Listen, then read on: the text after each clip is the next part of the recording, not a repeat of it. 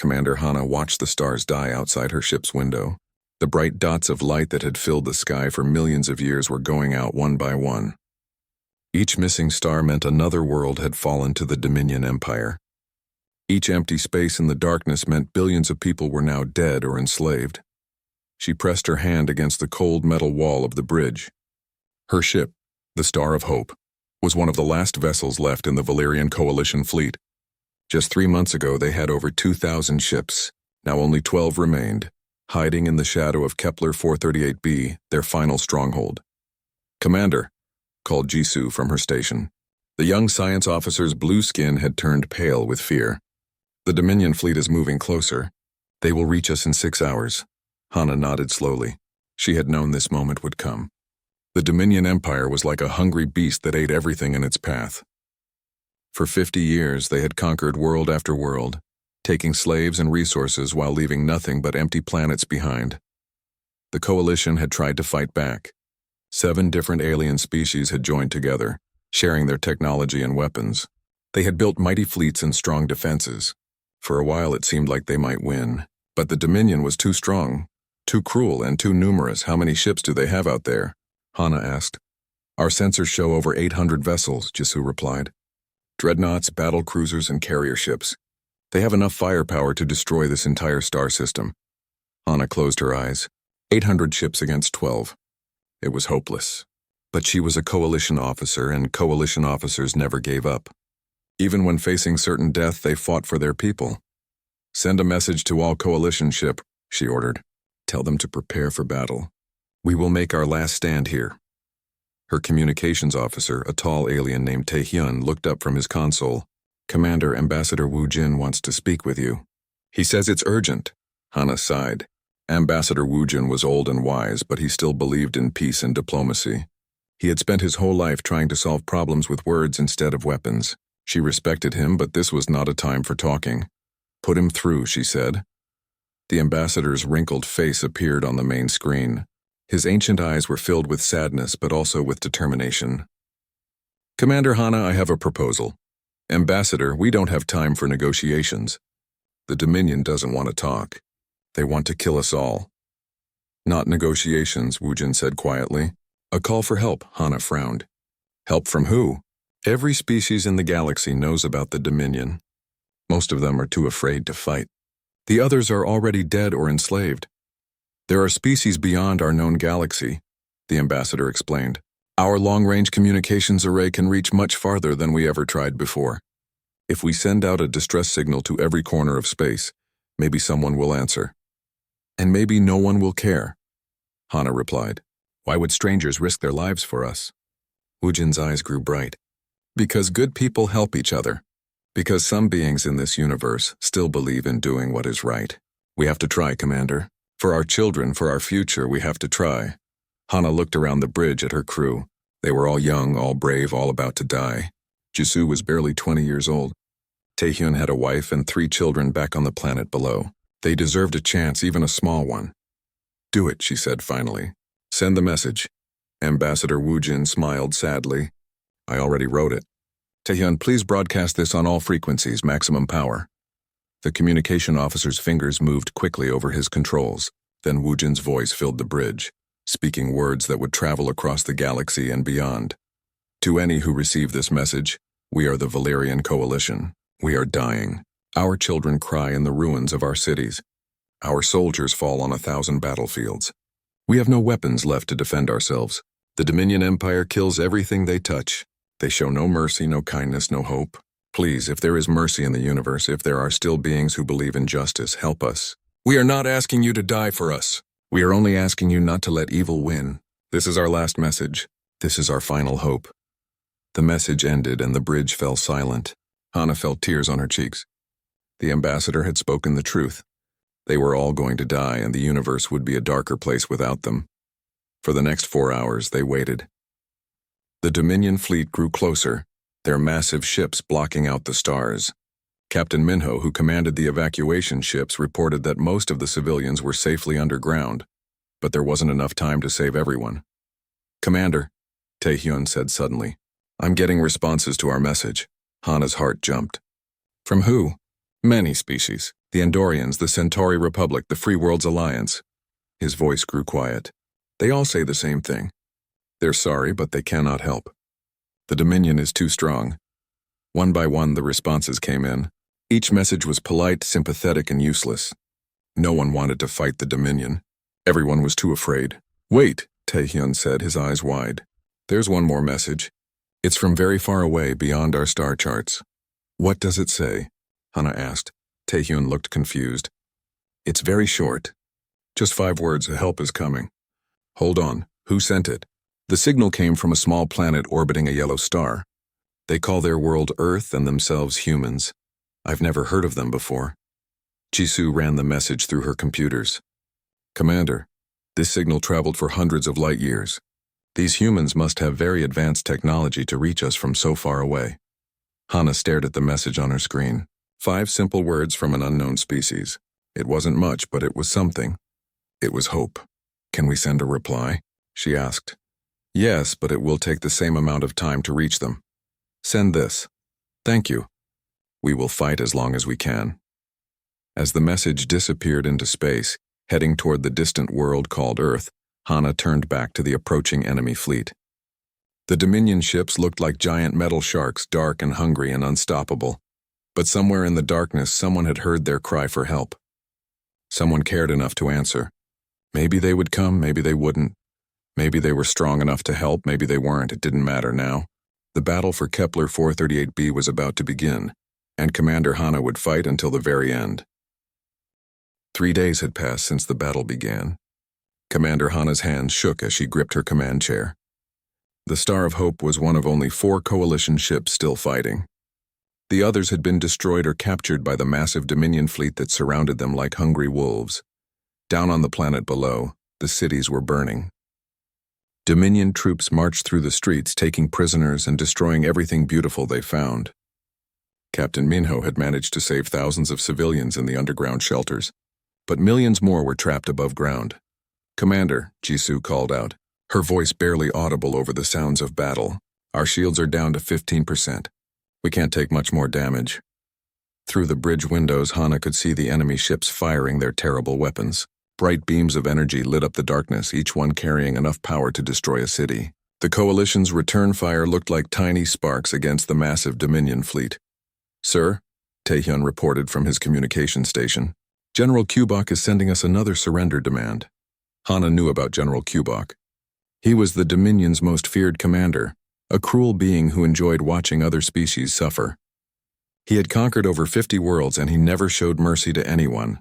Put him on screen, Hana ordered. The general's face appeared on the main display. He looked like a giant lizard wearing military armor. His yellow eyes were cold and empty, and his mouth was filled with sharp teeth. When he spoke, his voice sounded like metal scraping against stone. Coalition insects, he hissed. You have fought well, but now you will die. Surrender your ships and your planet, and I will kill you quickly. Keep fighting, and I will make your people suffer for 1,000 years. Hana stood up slowly. Her uniform was torn and dirty, but her voice was strong and clear. General Kubok, this is our home. We will never surrender to murderers and slaves like you. The general's eyes grew bright with anger. Then you will all burn. I will destroy every building, every tree, every living thing on your pathetic little world. And when I am done, I will hunt down every coalition ship in the galaxy and do the same to them.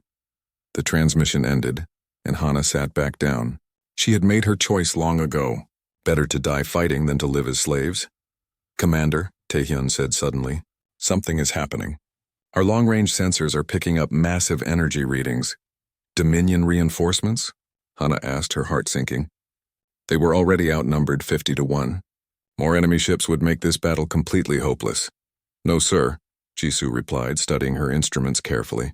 These energy signatures are different. Very different. They're coming from the direction of that yellow star system. Hana felt her pulse quicken. The yellow star system was where Earth was located. The humans who had sent that short message 3 days ago, could they really be coming to help? How far away are they? She asked. The energy disturbances are getting stronger, Jisoo reported. If these are ships, they're very large and very fast. They should arrive in less than 10 minutes. 10 minutes. Hana looked around the bridge at her crew. They were all wounded and exhausted, but their eyes were filled with new hope. Maybe their desperate message had reached someone who actually cared. All coalition ships, she announced over the communication system. Unknown vessels are approaching from Earth. Prepare to assist our potential allies. General Kubok must have detected the approaching ships too, because the Dominion fleet suddenly changed formation. The massive enemy vessels turned away from the planet and formed battle lines facing the direction of the energy readings. Incoming transmission from the Dominion flagship, Taehyun reported. Let me hear it, Hana said. General Kubok's voice filled the bridge. But this time he wasn't speaking to the coalition. He was broadcasting on all frequencies, sending a message to whoever was coming. Unknown vessels, this is General Kubok of the Dominion Empire. You are entering territory under our control. Leave immediately or face destruction. We have 800 ships and the most powerful weapons in the galaxy. Do not test our strength. For a moment there was only silence. Then space itself began to change. The darkness between the stars started to ripple like water. Bright cracks appeared in empty space, growing larger and larger until they looked like doorways made of light. And through those doorways came something that made everyone gasp in amazement. 12 ships emerged from the bright portals. But these weren't like any ships Hana had ever seen. Each one was enormous, easily as large as a small moon.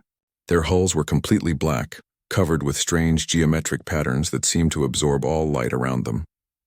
They moved through space with impossible grace like living creatures instead of machines. By the ancient stars, Jisoo whispered. What are they? The human ships arranged themselves in a perfect formation between the Coalition and the Dominion fleet. They made no aggressive moves, but their presence filled the entire star system with an energy that made Hana's skin tingle. Incoming transmission, Taehyun announced. It's from the lead vessel. Put it through, Hana ordered. A calm voice filled the bridge. Speaking perfect. Coalition standard language with just a slight accent that suggested the speaker had learned it recently. This is Admiral Sunbach of the Terran fleet. We received your distress call and have come to assist. All Coalition vessels, please move to a safe distance.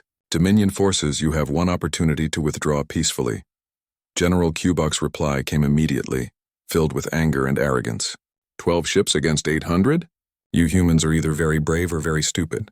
Perhaps both. Prepare to join the Coalition in death. Admiral Sunbach's response was so calm it was almost frightening. General, we have analyzed your military records. You have committed crimes against 17 different species. You have enslaved children, destroyed hospitals, and murdered billions of innocent people. This ends now. You know nothing about us, Kubok snarled. We are the Dominion. We have conquered half the galaxy. We know everything about you, the human admiral replied quietly. We have been watching. The word sent a chill through Hana's spine. How could these humans know about the Dominion's crimes? How could they speak perfect Coalition language? And most importantly, how could 12 ships, no matter how large, hope to defeat 800 enemy vessels? Dr. Yuna, Hana called to her science officer. Are you getting any readings on these human ships? The Valyrian scientist looked confused and frightened. Commander, their energy signatures are unlike anything in our databases. It's as if their ships exist partially outside normal space. And the power levels... She paused, checking her instruments again. The power levels are impossible. General Kubok had apparently reached the same conclusion. His next transmission was directed at his own fleet. All ships, prepare for combat. Target the largest human vessel and fire everything we have. These aliens think they can intimidate us with their fancy ships and mysterious technology. Show them the true power of the Dominion Empire. 800 Dominion ships turned their weapons toward the human fleet. Massive cannons that could destroy planets began to charge with deadly energy. Torpedo launchers loaded with warheads that could crack moons prepared to fire. The very air around the enemy ships began to glow with the power they were gathering. Admiral Sunbach's voice came one last time, still perfectly calm but somehow filled with infinite sadness. You were warned. All civilian vessels, you now have 30 minutes to reach minimum safe distance. Dr. Yuna looked up from her station, her face pale with shock. Commander, they're broadcasting that message in over 200 different languages. Every known species in the galaxy, including some that went extinct thousands of years ago. Hana felt a cold fear growing in her stomach. These humans weren't just advanced. They were something else entirely, something that had been watching the galaxy for a very long time. As the 30-minute deadline began counting down, the human ships started to change. The geometric patterns on their hulls began to glow with a soft blue light, and the ships themselves began to unfold like flowers blooming in the darkness of space. Whatever was about to happen, Hana knew that nothing in the galaxy would ever be the same again. The 30 minutes passed like hours. Commander Hana watched in amazement as the human ships continued to transform. What had appeared to be solid black hulls were actually made of millions of smaller parts, all moving together like a single living creature. The geometric patterns that covered each ship glowed brighter and brighter, revealing weapon systems that seemed to bend space itself. All coalition ships have reached safe distance, Captain Minho reported from his evacuation vessel. The civilian transports are also clear. Dr. Yuna stared at her instruments with wide eyes. Commander, the energy readings from the human ships are off our scales. Whatever they're preparing to do, it's beyond our understanding. General Kubok apparently decided he had waited long enough. His voice crackled across all communication channels filled with rage and impatience. Time is up, humans. You had your chance to run away. Now you die like the coalition insects you came to save. The Dominion fleet opened fire all at once. 800 ships unleashed everything they had. Plasma cannons that could melt through the strongest armor sent rivers of burning energy across space. Quantum torpedoes that could destroy small moons streaked toward the human vessels. Gravity bombs that could crush planets into tiny balls of metal exploded in brilliant flashes of light. The attack was so powerful that the light could be seen from neighboring star systems. The energy released was enough to power an entire civilization for 1,000 years. When the weapons fire hit the human ships, the explosions created new stars that burned for several seconds before fading away. Direct hits on all human vessels, reported Taehyun, his voice filled with shock. The entire area is filled with plasma clouds and radiation. Hana felt her heart sink. She had hoped these mysterious humans might be able to help, but no ship could survive that kind of attack. The Dominion had just proved once again that their firepower was unmatched in the known galaxy. But as the light and smoke cleared, something impossible appeared on the sensor screens. All 12 human ships were completely undamaged. They floated in space exactly where they had been before the attack, their black hulls gleaming as if they had just been polished. The geometric patterns on their surfaces pulsed with calm blue light, and their graceful movements continued unchanged. Impossible, whispered Dr. Yuna. 800 ships fired at them. Nothing could survive that. General Kubok's voice came over the communications again, but this time it was filled with confusion and fear instead of anger. What are you? What kind of ships are those? The human admiral's reply was calm and patient, like a teacher speaking to a difficult student. General Kubok, that was your warning shot. Now please power down your weapons and prepare to be boarded for processing. Processing? Kubok shouted. You survived one attack. You think that makes you invincible? We have enough firepower to destroy this entire star system. We know exactly how much firepower you have, Admiral Sunbach replied. We have been studying your technology for over a century. Your weapons cannot harm us, but we do not wish to harm you either. Surrender now and your crews will be treated fairly. Instead of surrendering, General Kubok ordered his fleet to retreat. All ships emergency jump to hyperspace. We'll come back with reinforcements. But as the Dominion ships tried to activate their faster-than-light drives, nothing happened. The massive vessels remained exactly where they were, their engines producing light and energy but no movement. Jump drives are not responding. Came frantic reports from across the Dominion fleet. Something is interfering with our hyperspace systems. Dr. Yuna's instruments showed readings that made no scientific sense. Commander, the humans have somehow created a distortion in space-time itself. Nothing can enter or leave hyperspace in this entire star system. Admiral Sunbach's voice filled the silence that followed. No one leaves until we understand exactly what happened here. We need complete records of all military actions, all crimes committed and all species harmed. Commander Hana, please prepare detailed reports for our review teams. The human ships began moving toward the trapped Dominion fleet.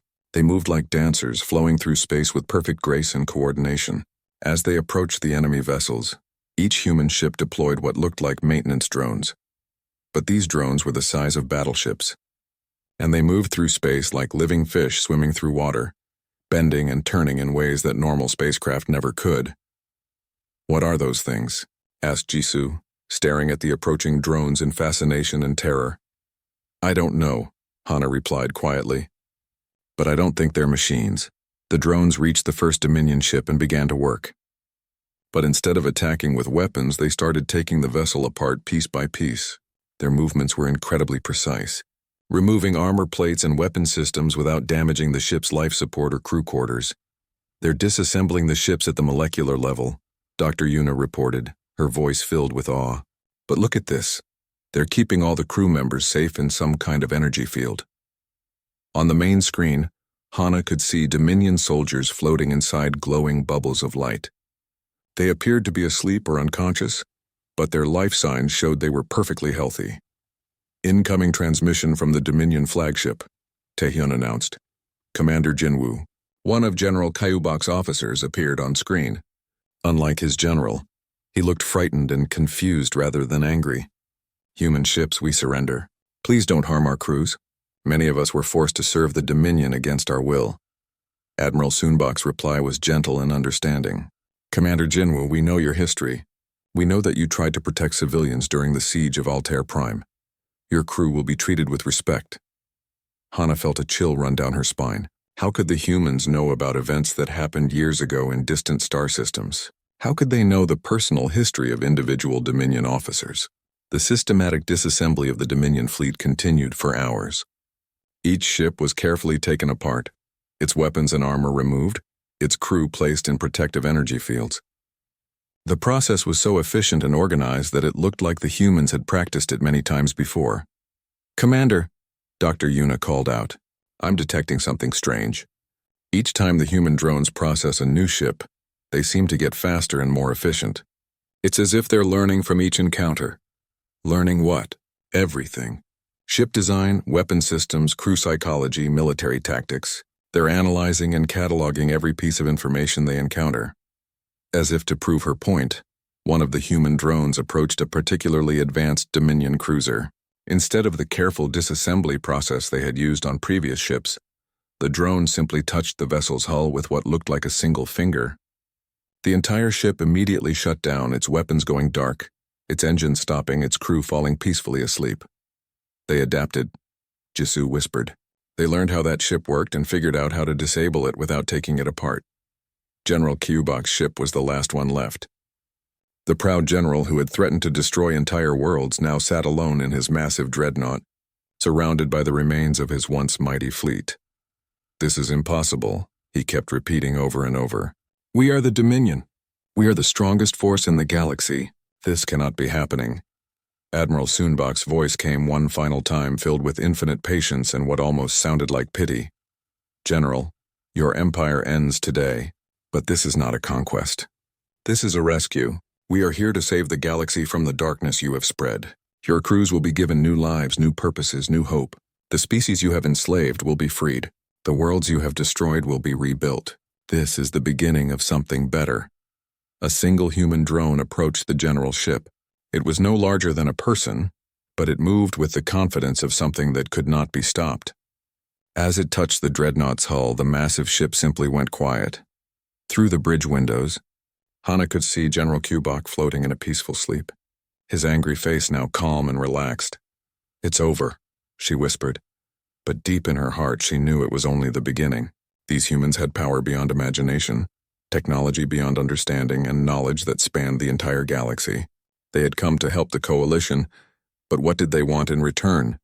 As if reading her thoughts, Admiral Soonbok's voice came over the communications one more time. Commander Hana, we would like to meet with you and your senior staff. We have much to discuss about the future of your people and the galaxy itself. Hana looked around at her crew. They had called for help, and help had arrived. But as her grandmother used to say, every gift comes with a price. She just hoped they would be able to afford it.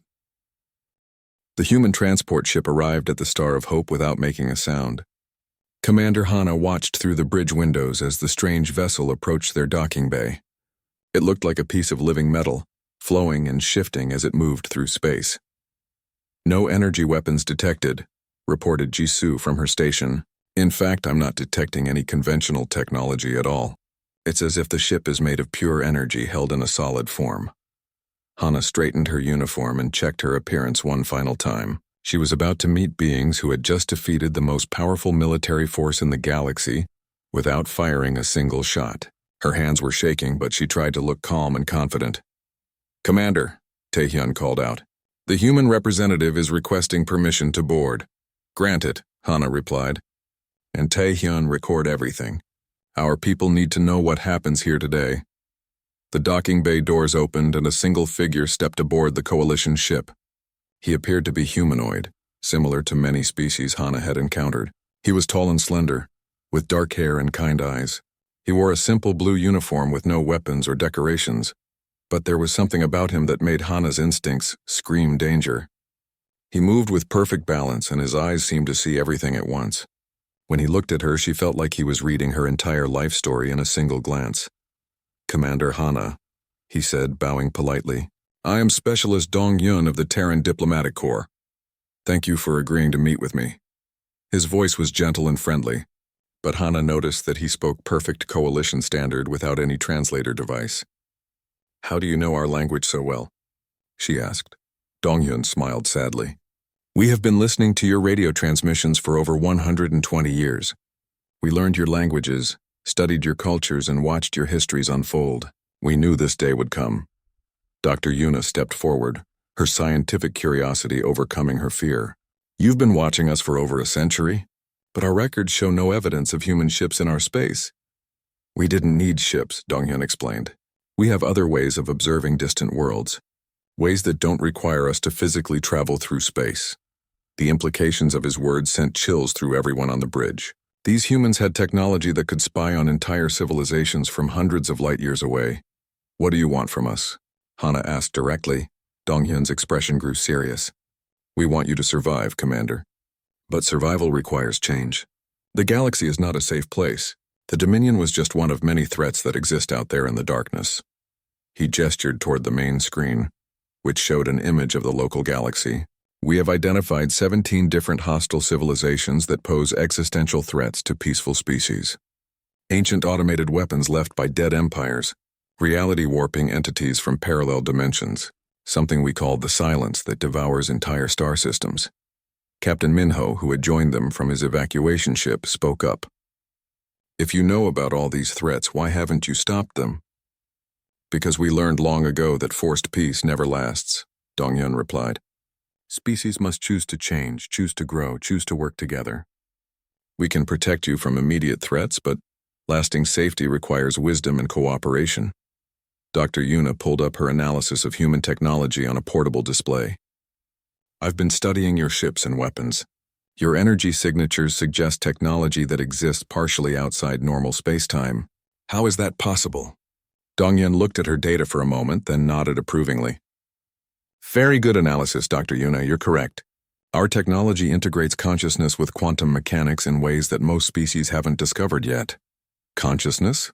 Hana asked. "You mean your ships are alive?" "In a sense, yes. Our vessels are extensions of our minds, controlled by thought and shaped by will. The drones you saw are not separate machines, they are projections of our consciousness into physical form." The revelation was staggering. These humans weren't just using advanced technology. They had somehow evolved beyond the need for purely mechanical devices. "How long have your people had these abilities?" Captain Minho asked. Dong-Hyun's expression grew sad and distant. "That's a long story, Captain. Perhaps it's time you knew the truth about who we really are."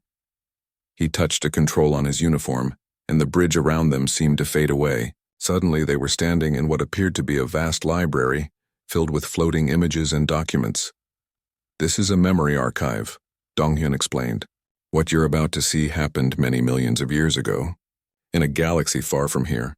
The images began to move, showing a beautiful spiral galaxy, filled with thousands of different species living in peace and prosperity. Cities that floated among the clouds, space stations the size of planets, art and music that transcended physical form.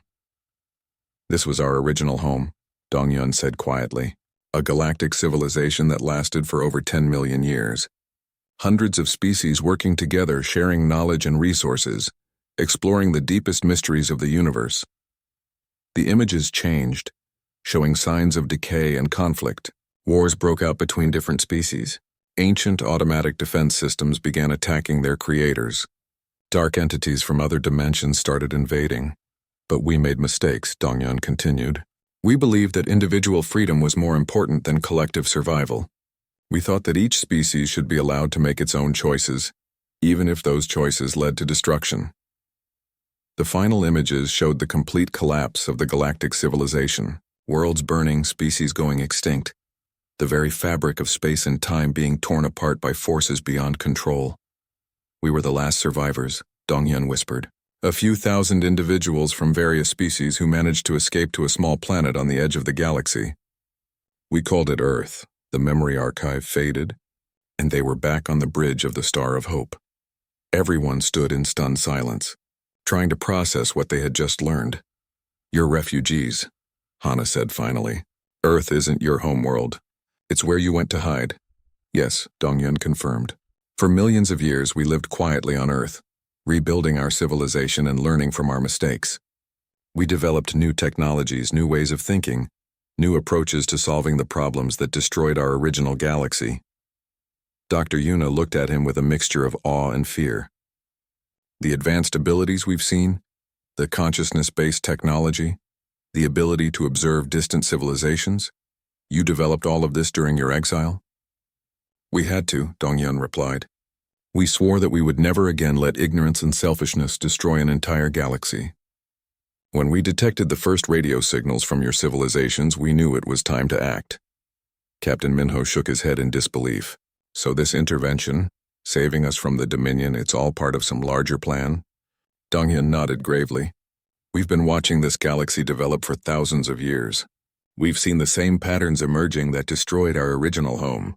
The Dominion's expansion, the fear and isolation between species, the development of weapons that could tear apart reality itself. And you're here to stop it, Hana said. We're here to guide it, Dongyun corrected. To help species like yours make better choices than we did. To create a galactic civilization that can survive the challenges that are coming. The bridge fell silent again as everyone absorbed the magnitude of what they were being told. These humans weren't just advanced aliens who had come to help. They were the survivors of a previous galactic collapse, armed with millions of years of hard-won wisdom and determined to prevent history from repeating itself. What happens now? Hana asked quietly. Dongyun smiled, but his eyes remained serious. Now, Commander, you and your people face the most important choice in your history. You can continue as you were before, struggling alone against forces too powerful to resist, or you can join us in building something better. He paused, letting his words sink in before continuing. But I must warn you, the path we offer is not easy. It requires giving up some freedoms in exchange for safety. It requires trusting us to guide decisions that affect entire civilizations. It requires faith that sometimes the needs of the many must outweigh the desires of the few. Hana looked around at her crew, seeing her own uncertainty reflected in their faces. They had called for help and received salvation, but that salvation came with strings attached. What if we refuse? She asked. Dongyun's expression grew infinitely sad. Then we will leave you in peace, Commander. But the threats we mentioned will still be out there. The Dominion was only the beginning. As if summoned by his words, alarms began sounding throughout the ship. Taihyun's voice cracked with fear as he reported the new readings. Commander, long-range sensors are detecting massive energy disturbances in the outer system. Something is coming through hyperspace. Something much larger than the Dominion fleet. The age of innocence was over. The galaxy's real test was about to begin. The energy disturbances in the outer system grew stronger by the hour. Whatever was coming was massive beyond imagination. Dr. Yuna's instruments showed readings that broke every scale they had ever used to measure such things. It's not ships, she reported to Commander. Anna, it's something else entirely. The energy patterns are completely alien, unlike anything in our databases or even in the human technology we've observed. Specialist Dongyun stood calmly on the bridge, showing no signs of fear or surprise. His peaceful expression only made Hana more nervous. You knew this was coming, she said. It wasn't a question. We knew something would come eventually, Dongyun replied. The defeat of the Dominion fleet has sent shockwaves across the galaxy. Other powers are now aware that a new force has entered the game. Admiral Soonbok's voice came over the communication system, still perfectly calm despite the approaching danger. All coalition vessels, please maintain current positions. What you are about to witness is one of the ancient threats we mentioned earlier. Through the main viewing screen, They watched as space itself began to tear open like fabric being ripped apart. The tears grew larger and larger, revealing something beyond that hurt to look at directly. It wasn't darkness, it was the complete absence of everything.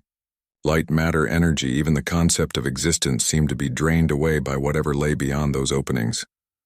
The silence. Dongyun whispered. We had hoped it would take longer to notice our presence here. From the tears in space came shapes that defied description. They weren't ships or creatures or machines. They were holes in reality itself, moving with purpose and intelligence. Wherever they passed, stars went out. Planets simply stopped existing. Even the background radiation of space became cold and empty. How do we fight something like that? Captain Minho asked, his voice barely audible. You don't, Dongyun replied simply. Your weapons, your ships, even your thoughts become meaningless when faced with entities that exist outside the normal laws of physics. The human fleet began to move. The 12 massive vessels positioned themselves between the approaching silence and the inhabited worlds of the system. As they did, their black hulls began to change color, shifting from darkness to brilliant white light. What are they doing? Jisoo asked. They're preparing to make a sacrifice, Donghyun explained quietly. Fighting the silence requires giving up part of your own existence. Our ships will anchor themselves to this reality, while projecting barriers into the void beyond. Admiral Soonbok's voice filled the bridge one more time. Commander Hana, we need you to make a choice now. Join the Terran Protectorate and accept our guidance, or evacuate your people to a distant star system where you can live independently. What's the Terran Protectorate? Hana asked. Dongyun turned to face her directly. It's the new galactic government we're establishing. Species that join receive protection from threats like the silence, advanced technology to improve their worlds, and guidance to help them develop safely. And in return? In return, you accept human oversight of major decisions, military actions, technological development, interactions with other species. All would be subject to review by Terran administrators. Dr. Yuna looked up from her instruments with horror in her eyes. Commander, the silence entities are accelerating. They'll reach the inner system in less than an hour. The first contact between human ships and the silence was unlike any battle ever fought. There were no explosions, no weapons fire, no dramatic maneuvers. The human vessels simply began to fade, becoming less real as they pushed back against the advancing nothingness. Our ships are sacrificing dimensional stability to maintain the barrier, Donghyun explained. Each minute they hold the line costs us years of existence in normal space. On the communication channels, they could hear reports from across the system. Dozens of species that had previously refused to help the coalition were now sending desperate messages to Earth, begging for protection from the silence. This is the Centauri Republic, came one transmission. We formally request membership in the Terran Protectorate. Please respond immediately. Andorian High Command to Human Fleet, came another. We accept all conditions for protection. Please send assistance to our homeworlds. Ambassador Wujin, who had been quietly observing from the side of the bridge, stepped forward. So this is how it works. You protect us from threats we cannot comprehend, and in return we give up our independence. Dongyun nodded sadly. We tried the alternative once, Ambassador. We let every species make its own choices, fight its own battles, develop at its own pace. The result was the complete destruction of our civilization. But is survival worth the cost of freedom? Hana asked. That depends, Dongyun replied, on whether you believe freedom has any meaning if you're dead. The battle against the silence continued for hours. One by one, the human ships became more transparent, more ghost-like as they poured their very existence into maintaining the barrier. But slowly, impossibly, the advancing nothingness began to retreat. It's working, Dr. Yuna reported with amazement. The silence entities are pulling back. They're returning to whatever dimension they came from. As the last of the reality tears sealed themselves shut, the human fleet reformed. But only 8 ships remained. 4 had given so much of themselves to fight the silence that they had simply faded away entirely. Admiral Soonbok, Hana called over the communication system. Are you all right? The Admiral's reply came after a long pause, and his voice sounded tired in a way that went beyond physical exhaustion. We are functional, Commander, but this engagement cost us more than we had hoped. We will need time to regenerate the lost vessels. President Minji of the Coalition Council appeared on the main screen, broadcasting from the planetary capital below. Citizens of the Coalition, she announced.